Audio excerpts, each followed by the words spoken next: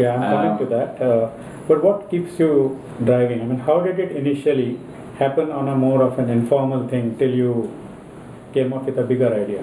Okay. I mean, I think how it became a bigger idea was by working with other chief executives in that sort of coaching environment, and the realization of that they were all having the same kind of issues around not being able to solve problems because they weren't able to deal with people in the way they needed to. That this became, I understood that this was a generic issue, and that if we could solve that it could make a huge change to the world. So having realized that and having worked for a number of years to identify all the research around the world and try to pull it together, and then fill the gaps, so that we have a system of helping people on that journey, not to take them on the journey, but to just assist them on that journey, that it can have a big impact. And so I believe that we can actually, there's a possibility to change the world. That's what drives me. And that's how you stumbled up to this idea of leadership. Yeah, I mean, I've been a leader, for 30 years, so I know what leadership's all about. And I think I've been a fairly successful leader and quite a good leader. But when I look back, there was just so many tricks I missed around this whole behavioural thing. Because I'm an engineer, I was trained to be logic and to think logically and to think strategically and so on and so forth.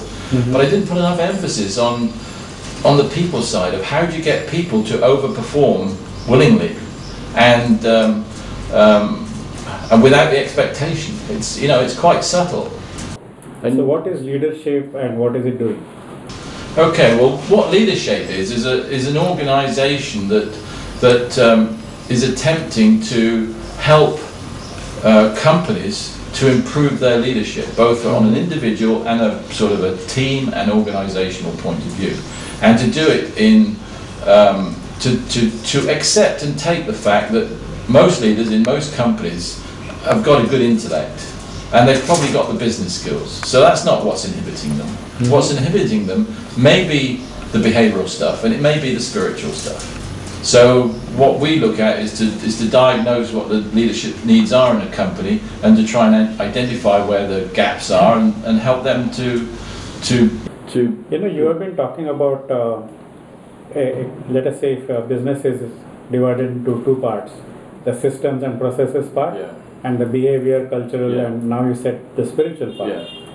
Where do you see your whole effort contributing, in which sort of domain? Well, it's absolutely on the behavioural and spiritual, because even though... Can you just elaborate a little? Yeah, even though I'm an engineer, and that I came from the system side, and I came from the organisational side, etc., what I've realised over the years, and I remember identifying this quite a long time ago, when I had an honorary role as a director of the Institute of European Innovation, that the reason things go wrong is not because the processes weren't good enough, it was because of the people.